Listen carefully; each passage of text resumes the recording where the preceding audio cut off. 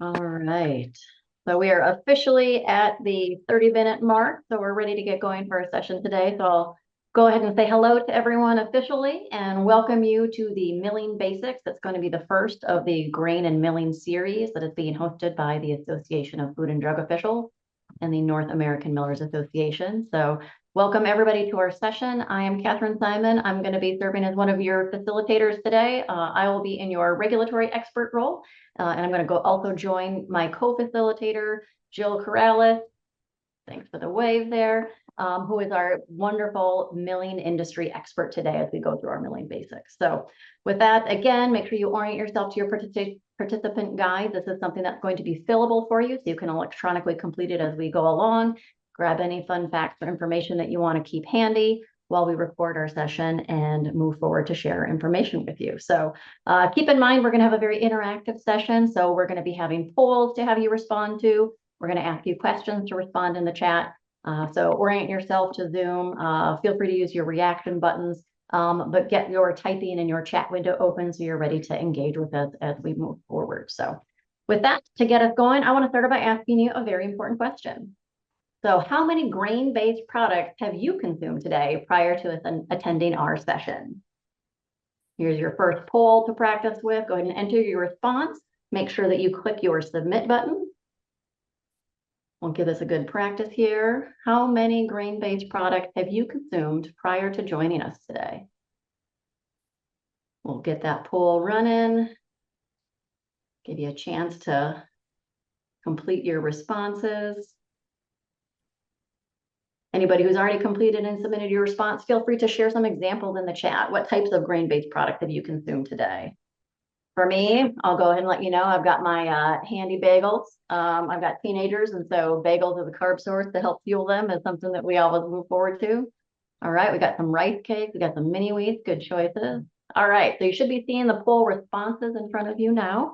So for that question here, it looks like most folks have had at least one. We've got at least 68% there. And if not, it's been more than that. So that's great. So with that, we've got pretty good examples going on in the chat here. Lots of cereal lovers. I love it.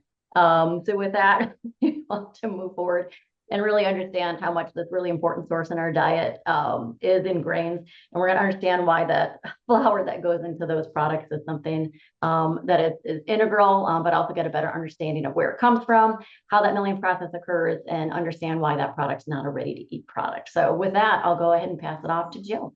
All right, everybody. I mean, that is job security for me. I am so glad to see that everybody's eating all of their grain products this morning. Yay! Okay, so in this chapter, I'm hoping to help you understand what grain is and how it's different from other commodities. I'm hoping to explain to you how grains are grown and how they're harvested, how grains are stored. It's a little different from some other commodities that you might be auditing, and also how it's transported. So I have another question for you. We're kind of poll and question heavy on this situation because we want to make sure that you're paying attention. So I want to ask you a question. Do you think that wheat is related to a grass or a vegetable? All right. Lots of responses coming in. Excellent. All right. So we've got some learning to do for some of you. Grass, it is in fact a grass. So the kernels of grain are the seeds of native grasses. So I'm glad to see we've got some work to do and pay attention. There's so many amazing benefits to the grains in our diets. You know, our beautiful story is going to begin. I want you to picture a beautiful field of native grasses growing. So like I said, grains are the seeds of grasses like wheat, rice, corn, and oats. There's tons of nutritional benefits. They're the primary source of energy for our body. They provide carbohydrates that fuel the brain and the muscles. They contain tons of essential minerals. They're high in fiber. They have tons of B vitamins that you need for energy and metabolism and your healthy nervous system. My point is, like, grain is so good. So continue eating your 3+ types every morning. I know some of you are maybe gluten intolerant. I'm sorry for that, but we do have gluten-free grains that are available, and we'll discuss some of those later. So I want to commend you all for answering those first couple of questions and making sure that you're awake. And so now we're going to roll on through. So there are tons of different varieties of grain that are grown. And another chat question I'd like you to enter is, can you list a couple of grains that you can think of that are grown by U.S. farmers?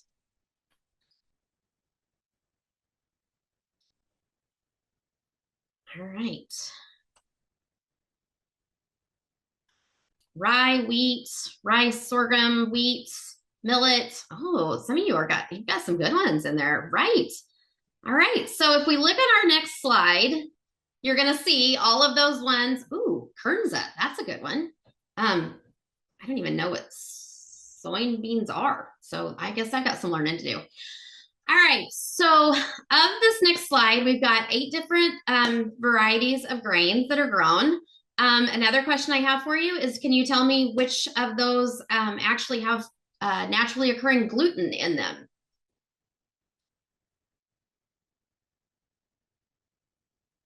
Wheat, rye, and barley. Yes, yes. Wheat, wheat, wheat. Yes. So wheat, rye, and barley actually are the only 3 grains on this list that contain naturally occurring gluten. So we all know that that's one of the big 9 allergens that must be labeled. So I'm sure you all are aware of that, as our millers are. So now that you've seen a couple different types of grain, let's look a little closer at what the anatomy of a kernel actually looks like and get to understand a little bit better what grains look like. So this slide shows you a kernel of wheat specifically, but know that all grains have basically the same 4 components to them. So if you look at our kernel, you've got the outermost layer, which is called the hull, and this is the protective layer of the protective shell of the seed, if you will, while it's in the field. It's kind of like the wrapping paper to the whole present inside of it. The next layer in there is the bran. This is the part that contains most of the fiber of the kernels. It has a bitter taste due to the tannins, and it gives the seed its color. This is what gives like whole wheat bread its brown color. The largest portion of the kernel is the endosperm. This is primarily starchy product. This is what makes flour nice and white and fluffy.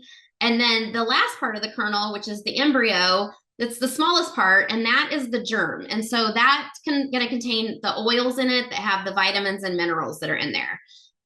If you're eating whole grain products, those are made up of the endosperm, the bran, and the germ in their original proportions, versus like a white flour that has the germ and the bran are removed from those. So now that you've seen a couple different types of grains and their anatomy, I want you in chat again to list a couple products that grains are used to make. And I know some of you already did this with Catherine asked you this morning what you actually ate. If you need some help, I've got some examples behind me if you need to cheat. Pasta, bread, cereal, flour, cookies, all delicious things. Yes, yes. Yeah. All right, so Catherine's going to walk you through some of these things, but then there's also some other uses of grains that we have industrial-wise. Yeah, you guys are doing great following along in the chat here. Those are some great examples. So we'll move on to the next slide and see some of the other things that grain products are used to make. All right, so a lot of the examples that we had, those were all human foods. We had an answer in there about an animal feed, right? The different types of animal feeds, whether it's for your pets or whether it's for food animals. But grains are also used to make things like fuel, sweeteners, cosmetics. Again, alcohols, I would still consider that food. I know Jill has some as an example in her background there for those of you who are eagle-eyed, but lots of different uses for grains and grain products. Including industrial uses. My favorite random fun fact that I learned through this process was grains being used to make packing peanuts. So lots of different ways to understand how grains are used, but today we really are going to focus on flour. So we're going to focus on that consumption of flour that we have too. So moving on to our next slide, we've got another poll for you. So what do you think is the average per person amount of wheat flour that is used to make foods consumed in the US per year? So go ahead and take your best guess there in terms of the pounds of wheat flour consumed per person in the US annually. Remember to click that submit button.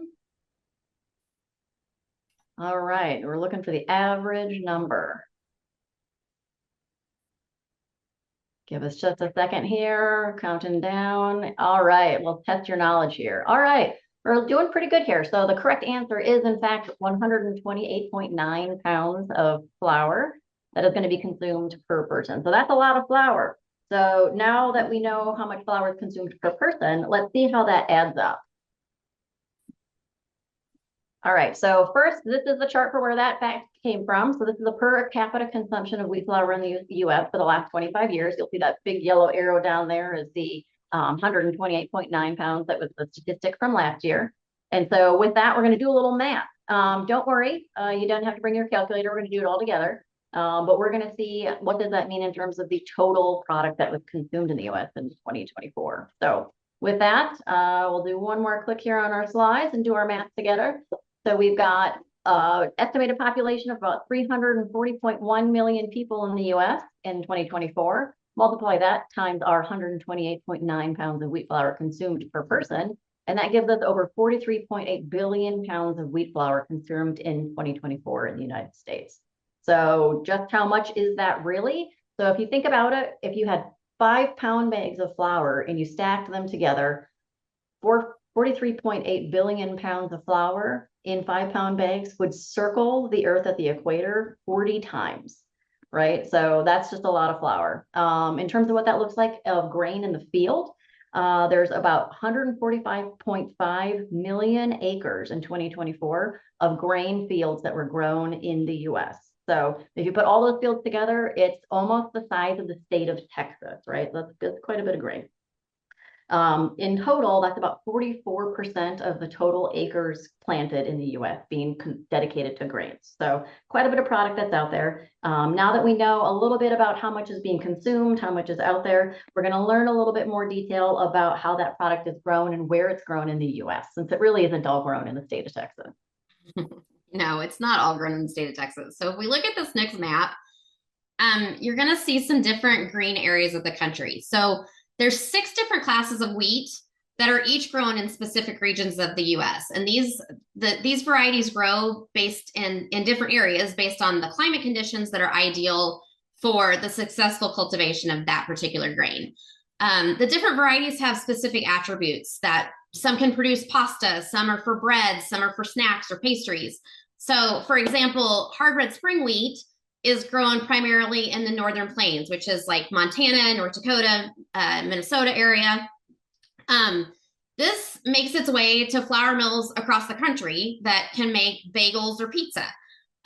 Kansas, Oklahoma, and Colorado, that's considered the breadbasket of the United States. That's where the majority of hard red winter is grown, which is what's used to make bread. Soft white wheats are used in pastries and Asian noodles. That's grown out in the Pacific Northwest area where it's rainy and cloudy and dark. And then from like Indiana into the mid-Atlantic region, that area grows soft wheats, which are used to make crackers and cookies and pastries and things like that. So this wheat's growing all across the country, and different varieties and different types and different final products are made from those. So now that we kind of have an idea where wheat's grown, let's take a little look at an example of the growing process of wheat and grains, and I can show you how that is a little bit different than some of the other commodities that you might be familiar with as well. So we click to the next slide. All right, so this is a graph showing you how long it takes from a kernel of wheat to be planted in the ground until it's ready to be harvested. So if you add up all the time that can take, that can range anywhere from 100 to 250 days.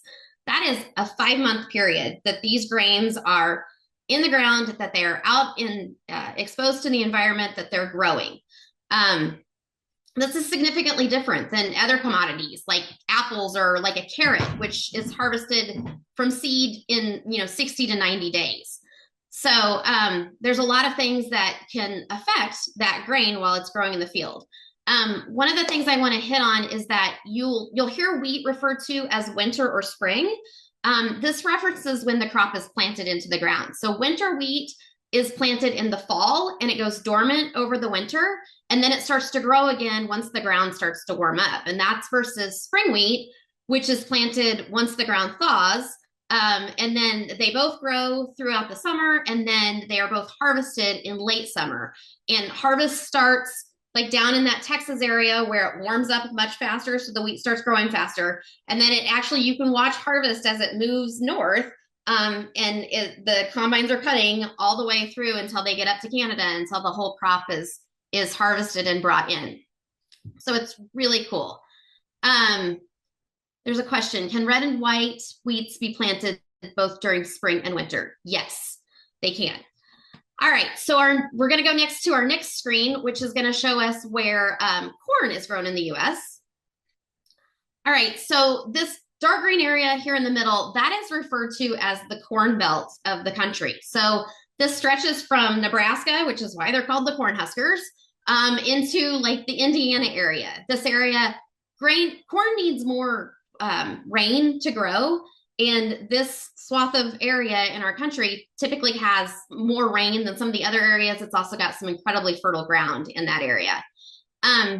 We don't have a map for oats in the US, and that is because the majority of our oats that are milled in the United States are all grown by our neighbors up to the north in Canada.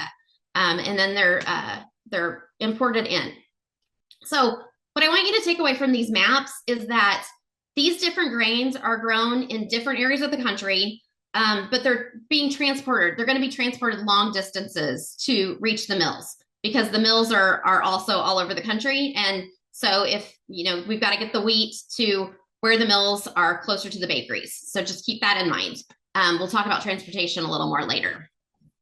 Okay, so as with any good story, there's obstacles that the main character has to face and overcome. So our heroine in this story, the grain, is going to face so many different challenges while she's out in the field and being grown. So if we go to this next slide, I want you to take a look at this picture, and I want you in chat to list some things that you see in this picture that could affect the final quality of the grain.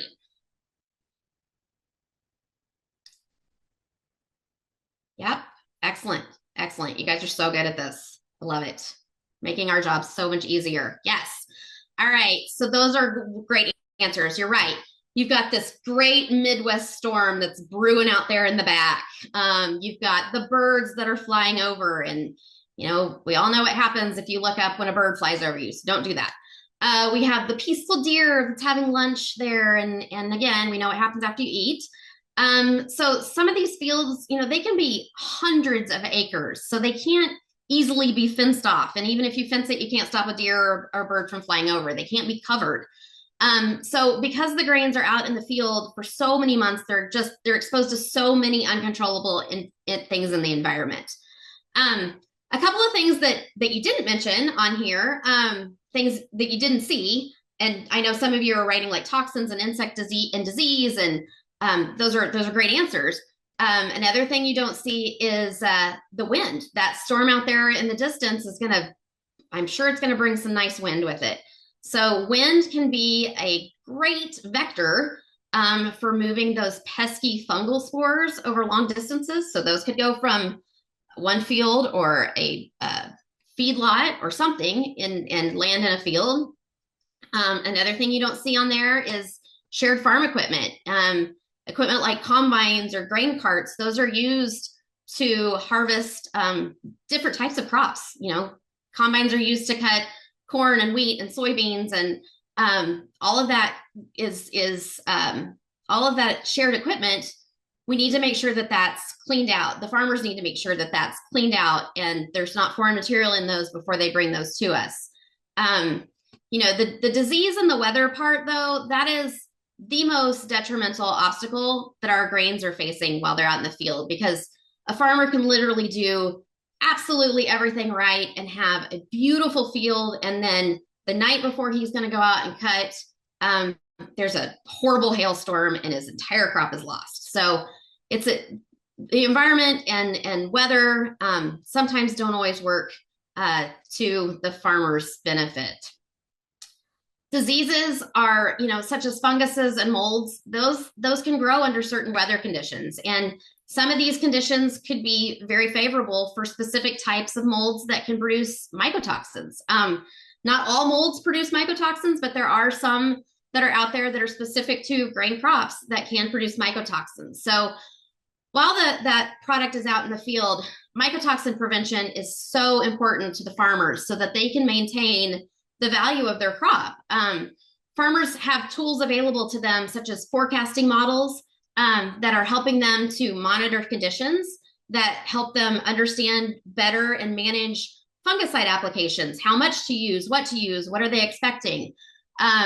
There's a lot of science and knowledge that goes into farmers. They don't want to just douse their fields with extensive chemicals for fun. They want to use the least amount of chemicals that's still effective. So farmers are definitely paying attention to this because it is a financial risk to them as well. There's also many land grant universities and seed manufacturers have grain breeding programs that are working with the USDA's Research Ag Service to breed particular varieties of grain that have natural resistance to fungal diseases and drought tolerance. All of these things have been great advancements in seed production, and they've helped mitigate some of these problems. But you're always at the nature of Mother Nature. So there's also the mills are also monitoring all of these conditions during the growing season. So every year it's kind of fun. There's the millers and the bakers and the seed manufacturers. They participate in these things called crop tours, where there's 100 people, 100 grain nerds basically, that rent cars and they drive through the farm areas of the country, and they get out and they take their little tape measures and they look at the kernels and the crops, how they're growing in the field. And this gives everybody an idea of how the crop has matured. Are there areas in the country or in the growing area that have a higher stress of mycotoxins or vomitoxins, or are there low test weights or low proteins that are expected to come in? So all of this stuff is monitored and watched as it's growing. So there's really no big surprise to the millers when when this grain reaches to them. So now you kind of understand the growing process and some of the stresses that our crops face while they're in the fields. And once that crop is completely mature, then our story is going to continue, and Catherine's going to talk to you about how that is harvested. Awesome. Thanks, Jill, for that harrowing story of the field. So now that our grain heroine is ready to come in from the field, I'm going to take you back a step just for some basics. Not everybody may be familiar with some of the agricultural practices, so I'm going to do a little bit of some basic work with you here. So as everybody should know by now, but we'll say it directly to you, each grain crop is harvested once. So depending on when it may be planted and the different variations that Jill has shared, it's going to be a single crop. So this is different than produce crops that you may harvest multiple times a year within a growing season. So that's one thing to know about grain. And also grain harvest happens at different times of the year, depending on the grain type and that growing location. So think back to that map, as Jill had shared about it, harvest time kind of moving from south to north. So that's another thing to realize is even though it's grown and harvested once a year, it may be different times.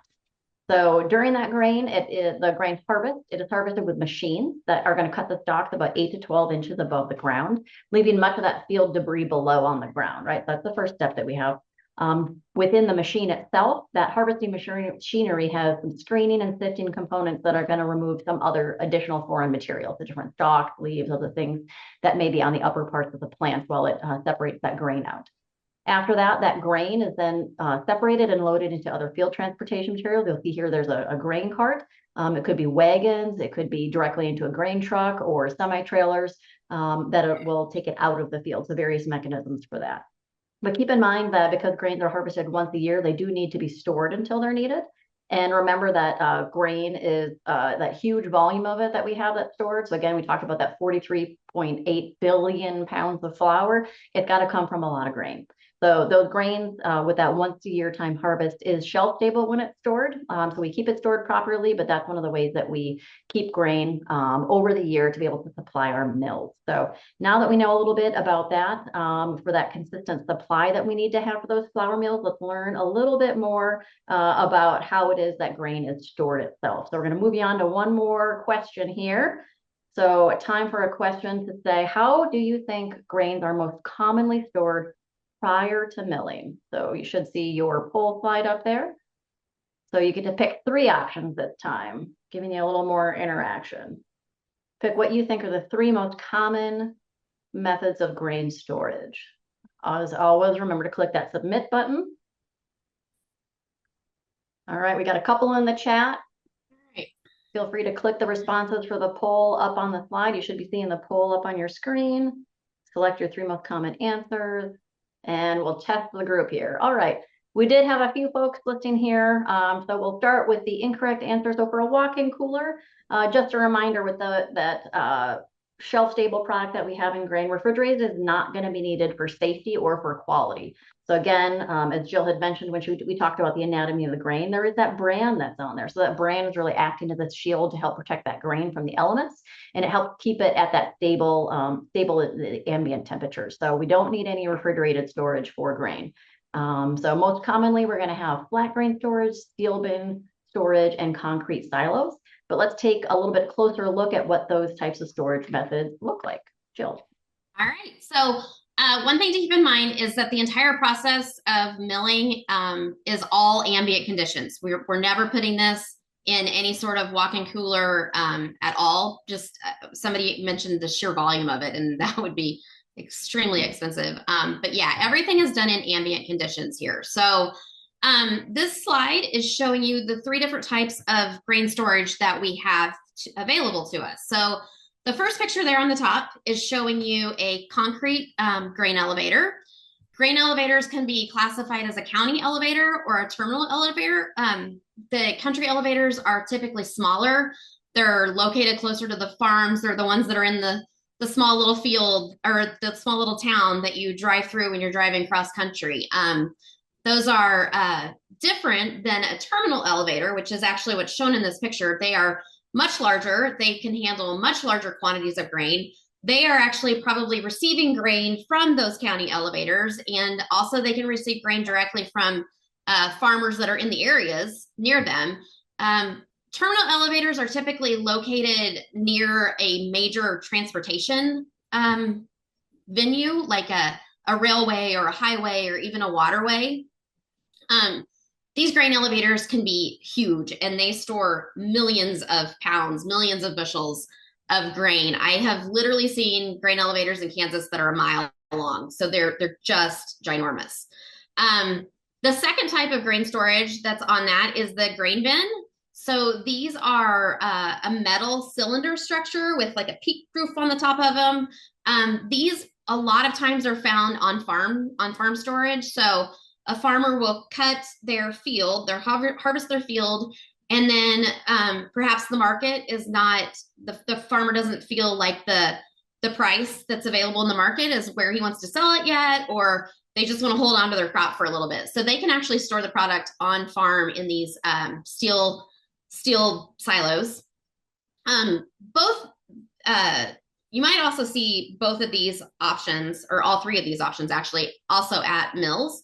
They could have concrete bins, they could have steel bins, or they could have what this third picture is showing here, which this is called flat grain storage. So grains can also be stored in these large warehouse type spaces like you see in this picture, or occasionally like during old crop and new crop transition, when the facilities are waiting for all of last year's crop to empty out of their bins, but the new crop is being harvested and it's being brought in. So elevators can also store their grain outside in what would be called a flat grain pile. So these are short-term situations just until those silos and bins would empty out, and then they could transfer that product from the outside pile into the new.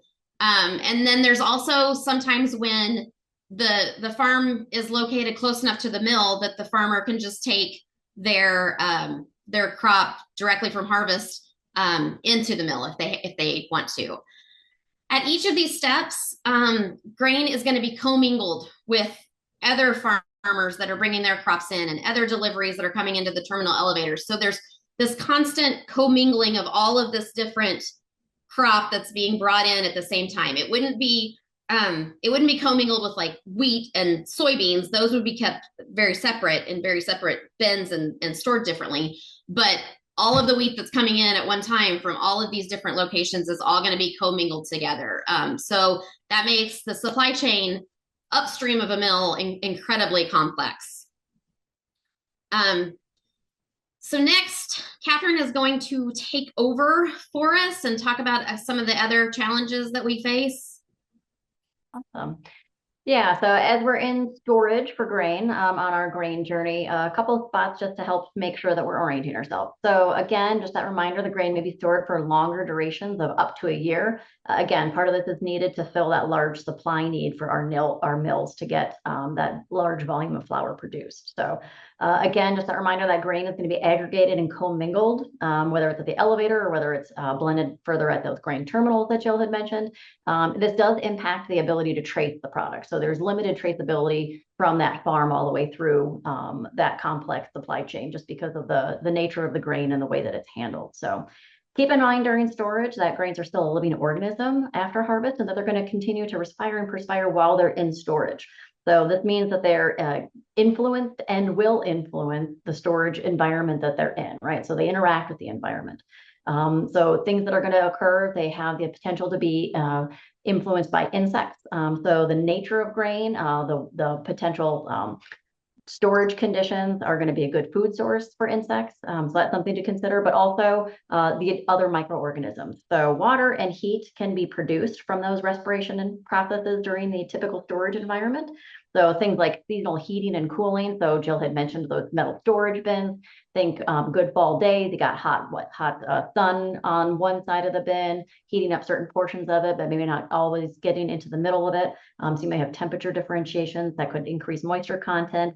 And additionally, that may increase grain temperatures over time too. So those increases can increase that potential for those insects to thrive, as well as those microorganisms, potentially those molds or toxin production from that. It can also produce more heat as a result. So these can result in different hot spots within those units, whether it's the bins, whether it's those deep piles, and those things could be either food safety risks as well as quality or human safety risks, such as combustion or fire as well. So, and lastly, these are things that are going to potentially result in financial risk for these farms. So all of these things are things to keep in mind as challenges, but let's learn a little bit more about how these challenges are actively managed throughout the process. All right. So again, these are things that are not unknown. And so our mills and as well as those in the industry who are storing are well aware of these conditions and how it is that they influence grain. And so some different methods for storage conditions are to control the moisture, temperature, and aeration to make sure that we're preserving the quality of the grain, as well as reducing that potential food safety risk for those products. So conditions are going to be monitored at all levels. So beginning in the field with the farmers, all the way through the millers and throughout that process with those elevators and grain terminals that Jill had walked you through to make sure that those potential risks are being reduced and managed. So elevators, terminals, and mills are going to have maximum moisture specifications for those incoming grains. So these are things that they're going to be actively monitoring. Part of how this is influenced in the system is due to the pricing. So there's discounts that may be applied to a seller if their specifications aren't meeting what is set by their purchaser.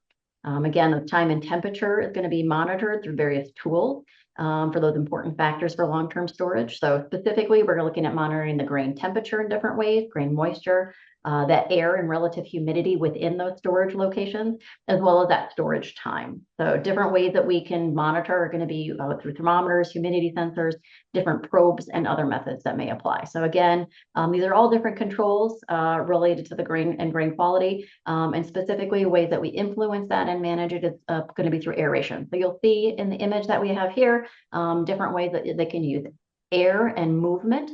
And that's really is a great way to deter both the insects, and so kind of moving that space around and making it less less of a good home for them to thrive, but it also manages those other microorganisms. Other options that are within some of these different bin storage systems could even be grain cooling and drying operations too. So keeping in mind that these are things that are pretty complex, but they're also going to vary depending on the different types of storage, and getting a little better understanding of what is applying is going to be needed so you understand how it is that these are managed over time. So with that, we're going to move on to a quick stop in our grain journey for a knowledge test. So we got a quick polling question again here. At the point that we're at now, so grain undergoes processing before it gets to the mill. So at this point, have we undergone processing prior to getting to the mill? True or false? What are we thinking? Go ahead and submit your response. Click the appropriate button. Make sure you click submit on your poll.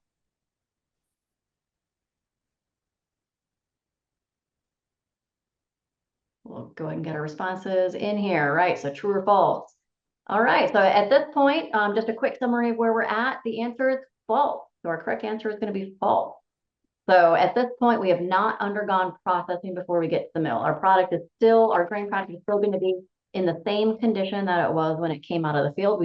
We've handled it. We've taken other steps to it. We've managed and mitigated some potential issues for food safety or for food quality. But at this point, we're still an unprocessed product before we move on. So with that, we do have a question in the chat about if mold is in a storage bin like a silo, would an entire load be rejected? So with that, we're going to go ahead and pass it off to Jill so we can maybe get an answer to that question and learn a little bit more about various grain transportation. So it's kind of a loaded question. That would depend on how much is affected and what the particular mold is. Like I said, like not all mold produces mycotoxins. So my basic answer would be no, because at those elevator sites, you can also blend. You can't blend for mycotoxins, but you can blend for different quality factors. So I would say that would be a very financially undesirable result to reject that entire silo. Because like I said, they can hold thousands of bushels of grain in them. So moving forward, let's talk about some of the different ways that the grain is transferred. Like I said, grains are grown in those different areas of the country, but they've got to get to the mills that are close to the baking facilities and the pasta plants and all of that. So there's three basic ways that grain is transported through our country. The top way on this slide is showing you a rail car. Rail cars can either be bought as a single car, or they can be bought as a 120 car unit. That would be called a unit train. And those would be a lot of grain, obviously. So the grain, when it's transported, I'm going to talk a little bit more about grading a little bit later, but when grain is transported via rail, it's typically graded at origin, so that then when that train or those cars arrive at its destination, the quality of that product is already going to be known. It's not going to be a surprise of what they're getting, and then they potentially reject the cars when they get to the destination. Transit time on rail can vary greatly. It can vary depending on the distance that it's got to go. If you've got to get soft white wheat from the PNW to Florida, that's going to take obviously a long time to get there. Weather conditions, if there's a flood or a blizzard somewhere in between the PNW and Florida, that's going to slow your car down. The rail conditions, if there's a derailment somewhere, if there's a railroad strike, these are all things that we have to pay attention to when plants are, yes, PNW does mean Pacific Northwest. Those are all things that we have to pay attention to when we're getting grains via rail. The second way that corn or grains are brought into facilities is through that semi-trailer or the open top trailer trucks. If it's brought in to a facility on a truck, then it is going to be graded at the facility. It's going to be graded at the origin. And before that truck is accepted and then unloaded, it's going to have to meet the grade and the specific grain specifications that particular mill has on the incoming grain. So that's going to be looked at as well. And then the third way is by that nice big boat that you see down there in that bottom picture. So some of our mills are actually located on waterways like the St. Lawrence Seaway, or they have ports very close to them. So large quantities of grain can also be transported via rail via boat. Um, all of these situations, all of these transportation situations, they may or may not be covered while it's being transported. So again, they're still facing those same uncontrollable environmental hazards that they had as they were in the field. And these are all going to be things that are addressed at the mill during the initial cleaning steps. So rest assured, they will get cleaned up and looked at before they go into being made into final products. So let's continue on with our little heroin grain adventure. All right, so now's a good time for us to check and see what it is that you've gathered so far. So at this point, from what we've already shared, how do grains differ from other commodities? All right, what are some things that we've learned that are unique to grains? They're grass, that's right. One harvest per crop. It is a raw product. We've got the endosperm shell, unprocessed product, that's right. All right, still alive once it's harvested. Ambient temperatures, that's right, it's shelf stable, right? So we've learned a few things about the nature of grains. So they're easily stored and transported because of that dry, hard nature that they have. It's a low moisture product, can be typically lower than 18%. In terms of their moisture, that low water activity. And that helps because we have such a large scale production. We're going to have a lot of storage for it, different things. So great, you've all been paying attention. All right, so we're going to move on and learn a little bit more. All right, one last check for us here. So at this point, before we get into the mill, we're arriving at the mill, is our grain product ready to eat, right? Before we go in the mill at receipt, yes or no, is it a ready to eat product? All right, great addition there, Dana. We've got climate and temperature affecting the growth. That's great. Yep, it's a pretty complex in terms of how it's grown and how it gets to the mill. So when we get to the mill, though, are we a ready to eat product? All right. So at this point, no, we're still not a ready to eat product when we arrive at the mill. So a few more things to learn. And so one of the reasons we want to make sure we understand is that at this point, we're still a raw agricultural commodity. We have not undergone any kill steps. So no heating, no processing, no reduction, no pasteurization, any of those steps. And so with that point, when we arrive, we're still a raw agricultural commodity that's unprocessed and not ready to eat. So with that, we are at the mill, next stage in our story. We're moving on into chapter 2. And so with that, Jill's going to take it away to explain how mills are different from other types of food facilities that you may be familiar with, and also help us with identifying what makes milled grains or flours a not ready to eat product. So feel free to take it away, Jill, and continue us on our adventure. All right, it's mill time. Who's excited? Yay! Everything you ever wanted to know about grain processing, but we're afraid to ask. It's right here. There you go. Look at all those handshakes. I'm so excited. Okay. So what I want you to take away from this chapter is that every mill that you walk into is going to be different. They're going to have different risks. They're going to have different ways to mitigate that, different ways to monitor that. So don't walk in with the preconception that just because you visited this mill in this town, that this mill over in this town, or even a mill owned by the same company, may have the same risk and mitigation practices to monitor all of that stuff. The important thing is that as an auditor, ask questions, understand what their particular process is at their facility. Don't just assume, ask questions. So let's start by looking at the history of flour mills and the differences in mills. All right, so wheat has been processed for centuries. I mean, before the Bible was written, they were talking about eating bread, right? So this is one of the oldest manufacturing processes in the world. We've been removing the germ, removing the bran, keeping that endosperm that makes into these beautiful loaves of bread. Everybody's been eating that for centuries. So the basic process of milling hasn't changed much in that we're removing the bran, we're removing the germ. But the things that have changed a lot over the last 100 years have been the technology, the safety, both human and food safety, sanitary design, dust control, and the efficiency of how we are actually breaking those kernels apart and getting out the parts that we want. So in this picture, both of these pieces of equipment are the exact same piece of equipment. They both do the same thing. They're both called a roller mill. And you may very well see both of these pieces of equipment in the same facility that you walk into. There, you could encounter an 80-year-old mill that you're there to audit, and then they decided they wanted to increase their production. So they built a brand new, shiny, beautiful stainless steel and steel plant right next to it. And it's the same thing. They just have different risks. The diversity in the mills in this country are incredibly diverse in age, in design, in the infrastructure. So all of these things you may see at a mill, just ask the questions and understand what their particular risk for their system is. Because just because it's old or made of wood doesn't mean that it's bad. It just means that it has different risks to manage and mitigate. So please remember, again, you're going to hear us say this a lot. You're going to hear me say this a lot. No two mill is going to be the same when you walk in that door. Just ask the questions.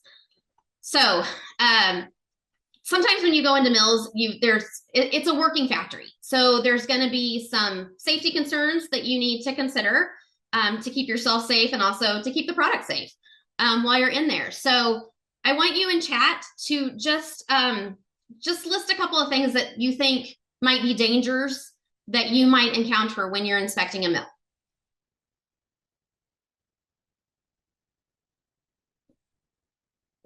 Dust, sparks, inhalation, noise, yes.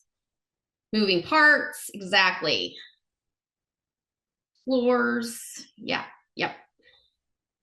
So hopefully you don't see blades and water. So lots of great active responses in chat here.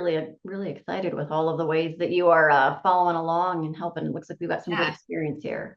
Definitely. All right. So yeah, but in terms of the facilities, this is just a little bit of a summary for you, kind of following along with all those items in the chat. So in terms of the facilities, things to keep in mind is just to prepare yourself for the environment that you're going to be in, right? There's going to be unlevel walking surfaces, potentially wood floors or older concrete that may be slipperier to deal with. You might definitely going to encounter some potential trip hazards. Thinking about ways that you move through the facility, being very conscious of any overhead piping, ensuring that you're wearing protective headgear for that. Other considerations that you may not know offhand, but to really make sure you're familiar with for being in this milling environment, there are a lot of magnets used. For those of you who may have medical devices that would be influenced by a magnet, these very strong magnets that are out there could be something that would impact a pacemaker or other devices like that. Additionally, we'd had some answers in there related to the dust. That flower dust is combustible. So you may have special instructions about leaving any particular tools that have any electronics or sparks potential not being able to come into the mill with you. So things to really keep in mind is that there's safety equipment that's probably going to be needed. Things like steel-toed shoes, hard hats, gloves, hair nets, beard nets, other visibility vests, things like that. So being familiar with how it is that you can be safe in terms of your personal protective equipment, because keeping your safety and the safety of those around you is going to be very important first. But additionally, thinking a little further into preparing yourself before you go out to the environment, before you show up as an inspector, and think about your own good manufacturing practices and personal hygiene practices.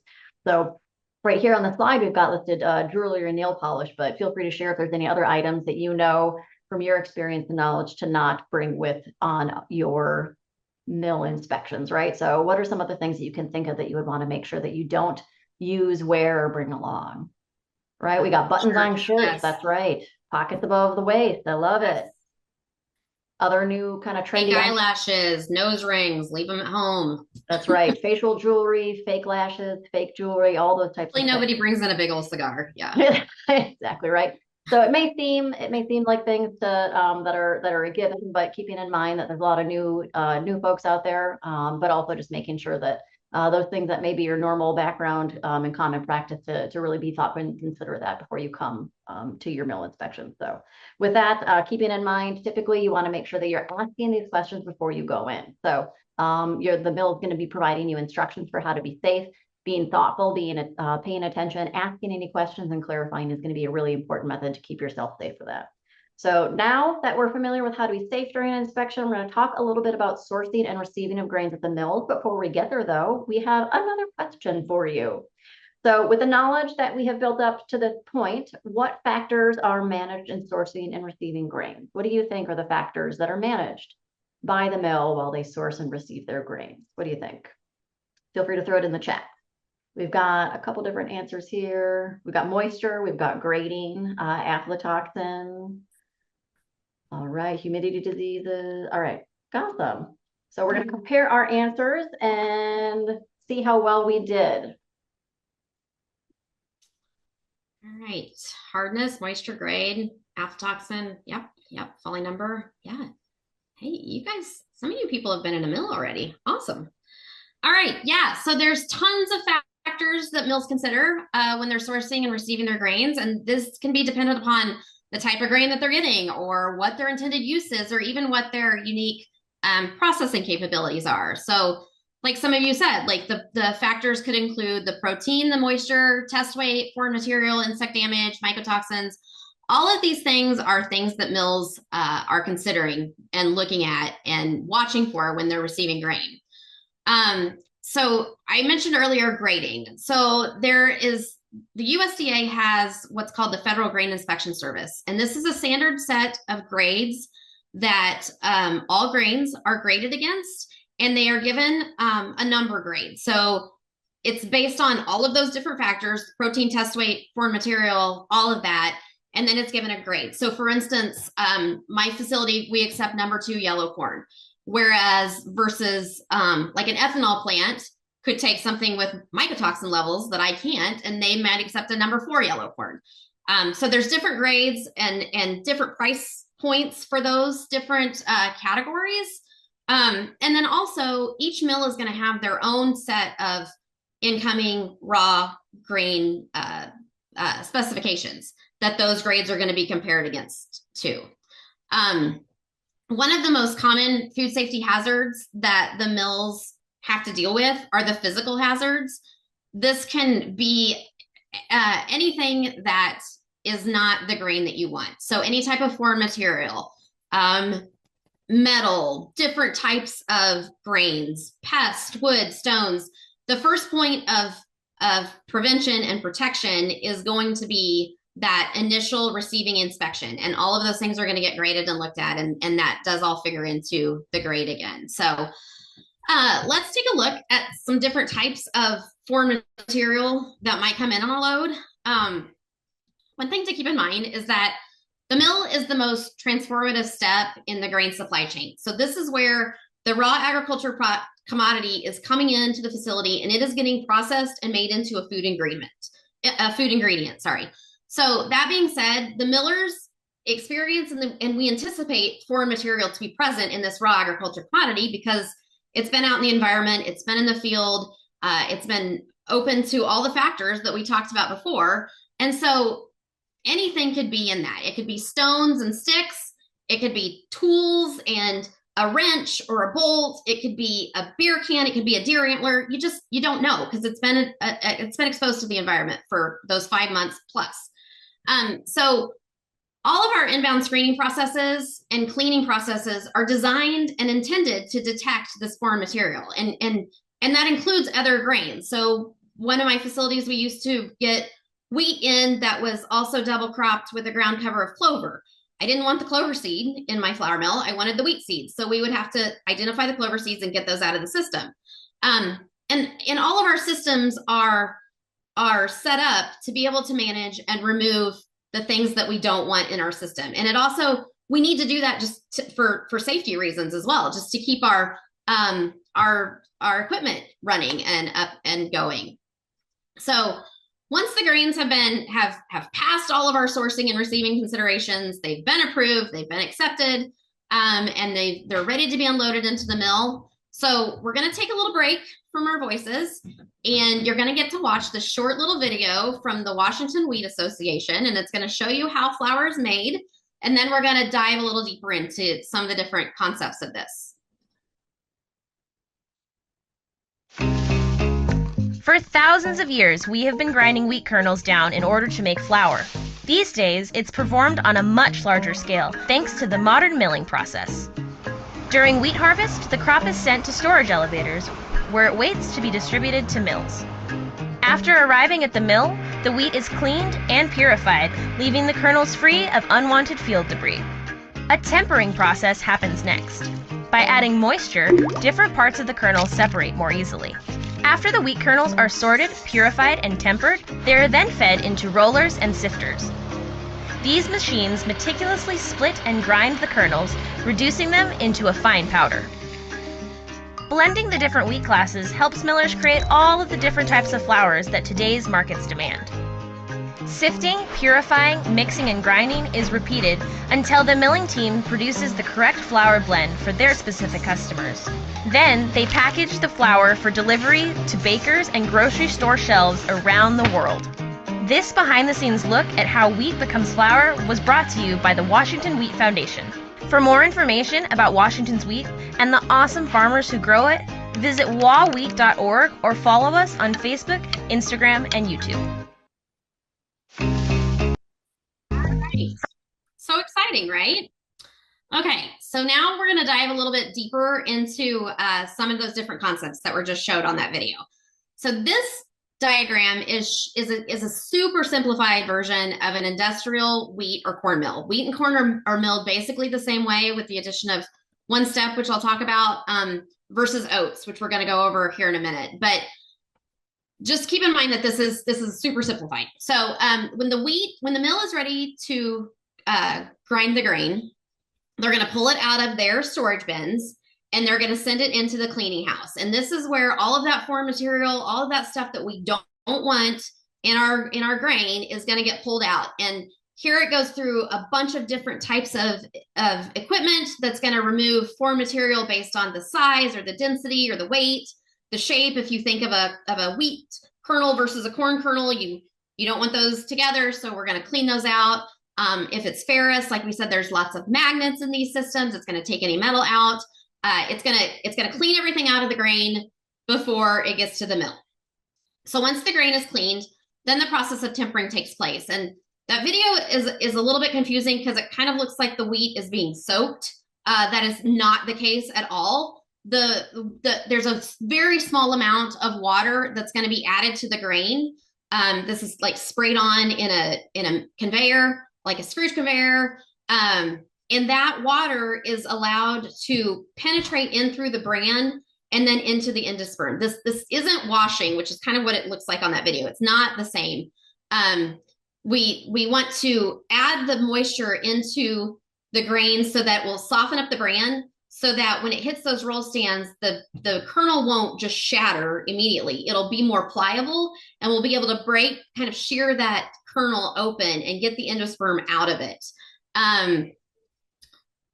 Once the bran and the germ are removed, then the endosperm goes through a process of gradual reduction and grinding and sifting.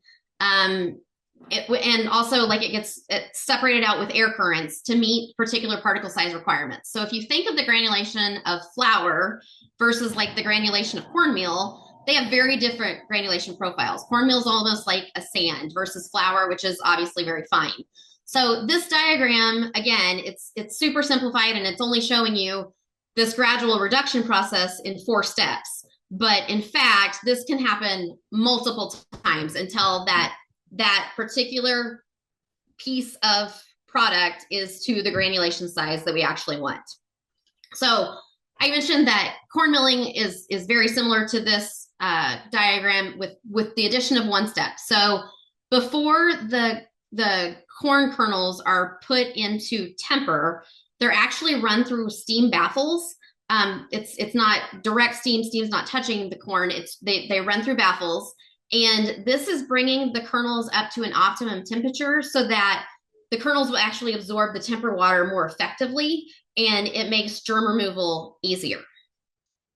This entire system is a closed system. The product flows down through the system through gravity, and then it's pneumatically conveyed back up to the top floor where this whole process starts again. I know somebody had mentioned one of the hazards was all the stairs that you're going to take. Yes, you are going to be climbing stairs on a mill because we rarely like to let auditors have an easy shot at it and use any elevators if there are elevators in a mill.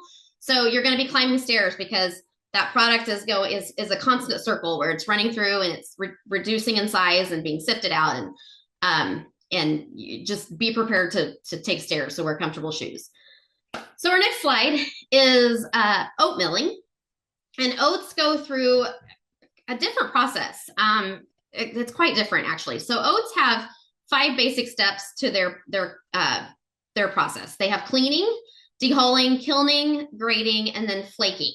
So the cleaning process, just like wheat and corn, where foreign material is removed and from the other grain that they want, it goes through the cleaning house. All of that is still the same.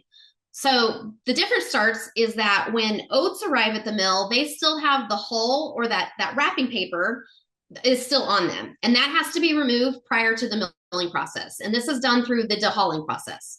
So once that hull is removed, then you're left with the oat groat, and this is the part that we're going to eat. Oats have a much higher oil content than wheat or corn do. So the oats have to go through next a kilning step where steam and heat are actually applied to the groat, and that stabilizes the fat that's in that groat to prevent any rancidity as it's in storage. So then this stable groat then goes into mechanical sorting and grading, where it's sorted by shape and size and texture and density and color. And then at this step, the groat can go one of three places.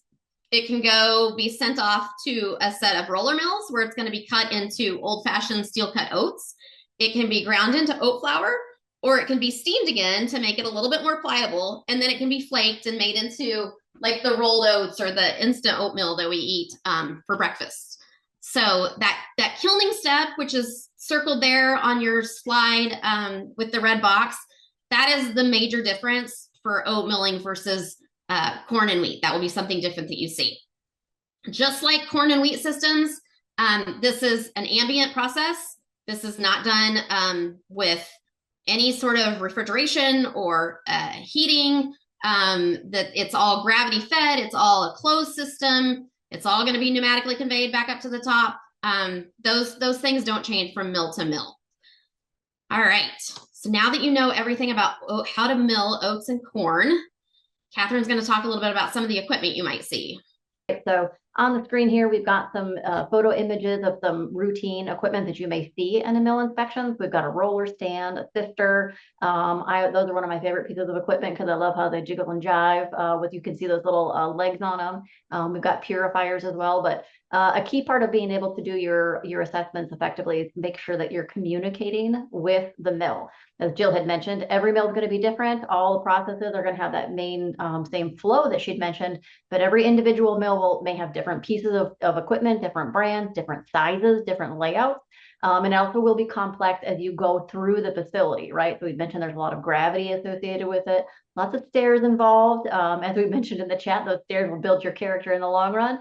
But to build your knowledge and make sure that you're effectively assessing and understanding, you need to be prepared for how it is to ask questions. Things that you don't know, don't make assumptions. So make sure that you're asking questions, clarifying, but more importantly, being prepared to use those communication tools within the environment that you're going to see in the mill, right? So all of this equipment is typically very large and it's also very noisy. So things you need to be prepared for is going to be environments where you may need to communicate in nonverbal mechanisms. So you'll have your personal protective equipment in, you'll have your hearing protection in, and so possibly looking at using similar images to what Jill had shared previously about those flows and charts, right? So make sure that you understand that what you're looking at, you know what the piece of equipment is, but also where you're at in the process that the mill is using. So being prepared for that. Other things to be aware of is these environments may have positive pressure. So you may see things like different doors on the floor may have some vibration or may occasionally blow up and really blow open related to those positive pressure. And so asking those questions about what is the source, so you can really understand the difference between something that is a system working correctly versus that something that may be a facility issue that is not working correctly, or it's an actual issue with a door seal. So asking those questions is going to be important. So other things to remember, though, is that you may see multiple things. You might see a single piece of equipment. You may see a floor that has a whole room filled with the same pieces of equipment. You saw some of those images from Jill previously, too. So a most important thing, though, is to protect yourself as well as those that you're with while you're on your inspection. So these are running pieces of equipment typically, and they're going to pose a physical hazard. There's going to be pinch points and other types of ways that you may come to harm. So making sure that you're not opening doors, you're not sticking your fingers in places, and making sure that you're protecting yourself as well as the facility and the mechanisms that are working through it. So with that, we do want to make sure that you're thinking about other ways that you can engage and do your assessments effectively. So we're going to have another spot to check our knowledge and think about how it is that we're going to apply our inspection tools. So one more poll here for you. what do you think is the cleaning methods that you're going to expect to see in a flour mill?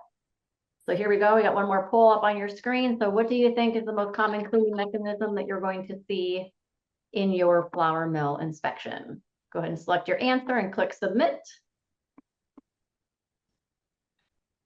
I love that comment in the chat here about how the sifters can be disorienting. Yeah, I like that that visual with your eyes can be pretty difficult. All right, so we've got most of you are on the right track here. So we're looking at dry cleaning. So let's move on and learn a little bit more about why it is that dry cleaning is the mechanism that we're going to use, right? So think about your own home experiences with flour. What happens when you put water and flour together? You're going to end up with a big sticky kind of paste, right? So that's not something that's really going to be conducive to sanitation. So in terms of a flour mill, you are not going to be using water to clean. So we're going to be doing things that are different than a typical water cleaning system that you may see in other food manufacturers. But why is that? So using that water could really increase the risk for microbiological activity. It's going to create conditions that can actually support the growth of different bacteria like Salmonella and E. coli. That's the opposite of what we want with our sanitation mechanisms.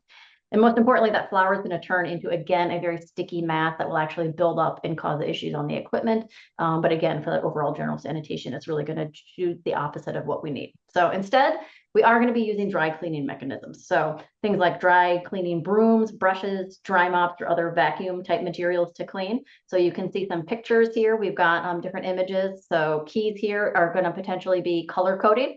So on our image here, we've got something that is clearly marked as a cleaning station and color-coded tools associated with it. They're hung up on the wall, they're off of the floor.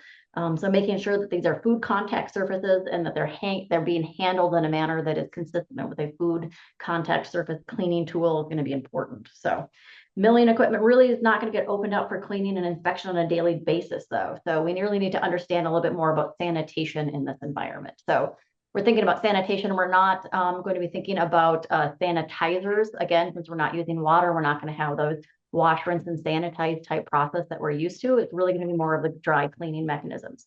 So why is it that we don't open these up routinely? So again, we think about the nature of the product that we're using. It's a dry product, so it's not going to need refrigeration. It's not going to be conducive to proliferation of bacteria or microorganisms on its own. So less than daily cleaning schedules are pretty standard with that milling industry. So again, these are a ready to cook product. We're not ready to eat. So there is no validated kill step. So at this point, even though it is food that we're handling, it is still not ready to eat food. So that microbiological contamination is still going to be there, but it is because we have not applied that kill step. And additionally, we're handling in a dry mechanism so that we're not exacerbating any issues with it. So with that, we are going to talk a little bit more about how mills themselves have a vested interest in keeping things clean and sanitary beyond just the food safety and GMP requirements.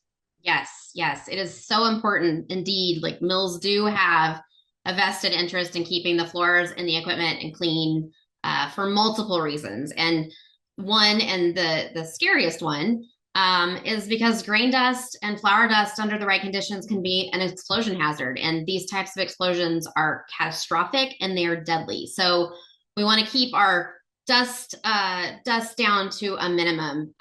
Another reason, which is probably what most of you are thinking, is, we want to keep our mills clean to reduce the amount of possible harvest points for stored grain insects. There are 4 main stored grain insects that we watch for in a mill, and all mills. They are flour beetles, Indian meal moths, grain borers, and grain weevils. So mills like other food processing facilities, we use an integrated pest management program, which it can include a combination of inventory management. We want to get stuff moving. There's a 28-day life cycle to insects, so we want to make sure we're moving product quickly. We use that dry cleaning, building maintenance. We want to make sure, our doors and our seals are closing correctly. And then pest monitoring or treatment to keep pests managed. So based on the geographical locations of the mill, they may have different types of controls or monitoring systems in place. Remember, not all mills are the same. So you may or may not see pheromone traps. You'll see tin cats. You'll see pest monitoring. There'll be trending reports for pests. You'll see bait boxes, different screens. Mills take pest management incredibly seriously because if it gets out of hand, it can be exuberantly expensive to rectify. If a mill has to completely shut down to do a general fumigation of the facility, it's thousands of dollars. So we want to make sure that we are keeping those types of issues down. It looks like there's a couple of questions. Yeah. Yeah. So what is the most common pest to see? So the most common that you're going to see in a mill are going to be the flower beetles, or maybe an Indian meal moth. So flower beetles are teeny tiny little bugs that are about the size of a head of a pin. There's red flower beetles and there's confused flower beetles. You'll see very significant bug tracks. They're called confused because when they walk, they look like they're confused. It's a jagged line. And then Indian meal moths, if you see that, they typically have like a webbing that you could see up in the overheads. It's like a spider webbing that you might see. Grain borers and grain weevils, that's more at a stored grain facility versus at the flour mills themselves. But they actually will drill a hole into a kernel. And so that is one of the things that are looked at and inspected for when the grain is graded and looked at, and could cause a significant deterioration in the grain. Something to be aware of when you walk through a mill, Murphy's Law always seems to play out on the day of the audit. And I have personally lived this nightmare so many times in my career that the day the auditor is going to go in, or even like the hour before you're going to do the walkthrough, something in the system is going to crap out. And what we call in the mill world is the mill's going to choke up. So if it's a super humid day, the product may not flow as well through the spouts as it would on like a dry day. So that can cause the spouts or the equipment to actually clog up or to overload in certain machines. And one of the ways that the millers use to get the equipment and the system running back to normal is that we would open a piece of equipment out and actually let product roll onto the floor. And this is to relieve some of the load off of the equipment to allow those subsequent pieces of equipment to catch back up. And this is a totally normal occurrence at a mill. So if you see a pile of product in the mill, don't panic, don't fail them. This is a normal practice. And those mills, we all have policies in place to remove and dispose of that pile of property. So again, just know that each mill is going to be different, and ask the questions. If you see a pile, ask them maybe what happened, because probably something happened right before you walked through there. So now that we've gone through that whole milling process and you know everything there, Catherine's going to talk to you about how flour mills and grain processing facilities are a little bit different from some of the other facilities that you might look at. Yeah, thanks, Jill. So at this point, we're going to do another knowledge check with you. So before we went into the mill, we had talked about how it is the grain itself was a bit of a unique product. So now let's reflect a little bit on the flour mill itself and the process we learned about. How is this different from other types of food facilities? What have you heard so far? Feel free to throw it in chat. What are some things that you've heard so far that make the milling facility and the milling process unique? All right, so we've got, it might be messy, right? We've got a dry environment. That's great. It doesn't have temperature control, right? We're operating at ambient temperatures, which may be pretty chilly in the winter seasons. Just you're not most likely to injure yourself. That's right. That's right. We've got testing, products are tested prior to receipt. We've got large equipment on many levels of facilities. Great, you've been paying attention here. So again, they've got enclosed systems, lots of different things that we've, lots of different pieces of equipment. Depending on the commodity that's being processed, we may have simplified or potentially no allergen programs, right? If it's a single product facility. And again, I'm just reminding everybody, even at the end of that milling process, we're still not ready to eat. Whether we're at the middle, beginning, or end of our process, not a ready to eat product yet. So with that, now that we know how it is that our grains have been processed into flour, it's time to look a little bit more about how that product is packed and loaded out of our milling facility. All right, so we'll move on to our next slide and learn a little bit more about that. So there's a couple different mechanisms for how it is that our finished flour product is going to be loaded out. So we do have different types of bags, right? So those paper bags, you'll see them in those smaller retail size packages or up into more commercial size paper package up in like a 50-pound bag. We've got bulk totes, right? So you see an image there of that white tote with that blue tape on the corners. That's a larger volume, but still in essentially a package. Could be up to 2,000 pounds in size though, so pretty sizable. We've also got different bulk vessels that they may be loaded into. So we've got things like road vessels or rail vessels, similar to how they'd come in. There are ways they can go out in larger volumes. So we do want to make sure when we think about those bulk vessels or larger operations, ways that we're inspecting those vessels prior to loading. So that's going to be a routine practice that you'll see in terms of getting those inspected, potentially cleaned, and other ways to make sure that it's something that's applicable for a food facility to be using. And again, when we think about cleaning of those and after those inspections, it's still going to be a dry cleaning mechanism, right? The same way we don't want to cause those issues related to our moisture and product buildup and other ways to have microorganisms of concern and hazard proliferate. We want to make sure that we're not doing that and having that concern within our storage vessels or our transport vessels either. So, but again, flour is going to be a shelf-stable product when it's stored properly in those cool, dry environments. So again, you're not going to see these in a refrigerated type of setting. So other things that may be considerations though would be safety. So on these larger bulk type transport vessels for our finished flour product, you may see things like tamper evident seals that would be applied at the miller and then being removed and checked and removed when they get to their finished home. So with that, we'll move on and learn a little bit about where the final locations for this flour may go to. So where is it that you think our flour is going to be delivered after it leaves the mill? Feel free to add some items in the chat. What do you think are some places that our finished flour product may end up at? All right, so we've got some food processors, we've got bakeries, large or small, we've got pasta manufacturers, retail. Oh, Mark, you're speaking my language here, the cookie factory. All right, grocery stores again, distribution warehouses. All right, good. So we'll check and see how well we figured this out. All right, so we've got distribution centers, right? So flour can be shipped to other distribution centers where it may be further sorted, packed potentially, or shipped into smaller retailers from that distribution center. We've got grocery stores, so it may be a common staple that's going straight to a store for your consumer load. We've also got those bakeries. So some flour mills may actually have some direct delivery arrangements with bakeries for getting those 50-pound bags or other volumes of large quantities if it's something that's specific to a customer. We've also, again, got our larger food processing plants. So some actually do have direct delivery agreements as well for that. So instead of going through a distribution facility, it may go direct to those manufacturers. And again, with that, there may be a specialized delivery fleet, right? So your flour mill may actually be the one who's providing the delivery function themselves to those customers, depending on what the needs are. And again, we've got those bulk quantities in various storage locations.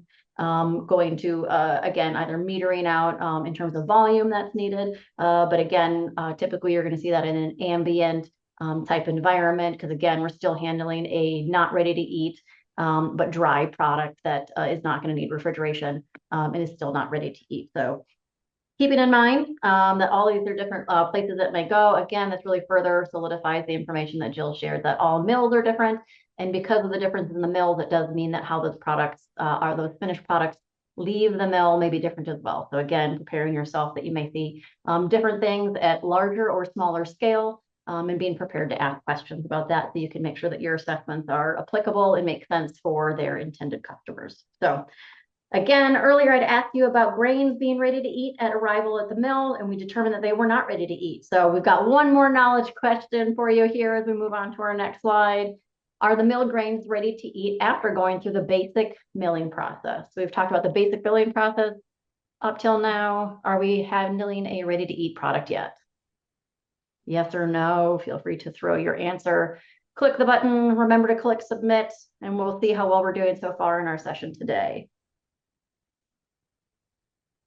Give you one more minute here. Check how well you've been following along.